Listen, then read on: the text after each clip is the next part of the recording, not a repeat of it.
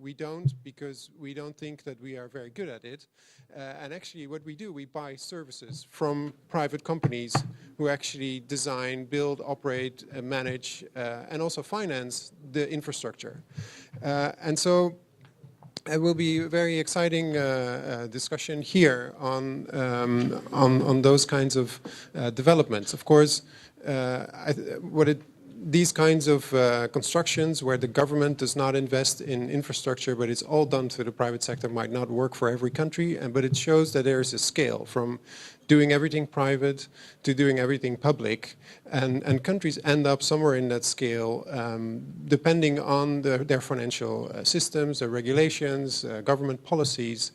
And here we have a panel where we can discuss. So if you want to raise more or involve more the private sector, how can you do that? What does the private sector demand or would need in order to make those investments and get more involved in infrastructure?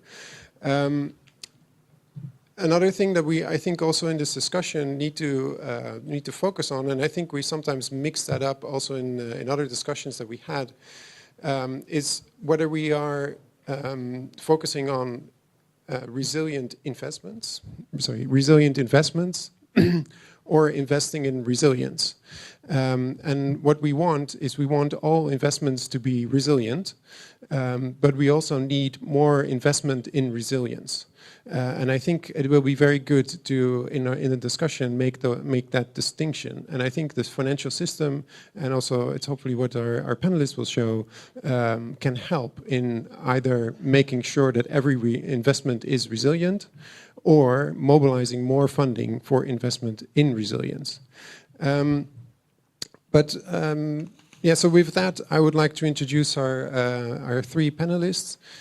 We have Kwang-Jul Ji from South Korea, Ministry of Finance, Jessica Williams from S&P, and then John Firth from Acclimatize. And how we want to do this, we'll first give the floor to the three panelists. They have a short presentation, and as I said, we have about an hour for this session.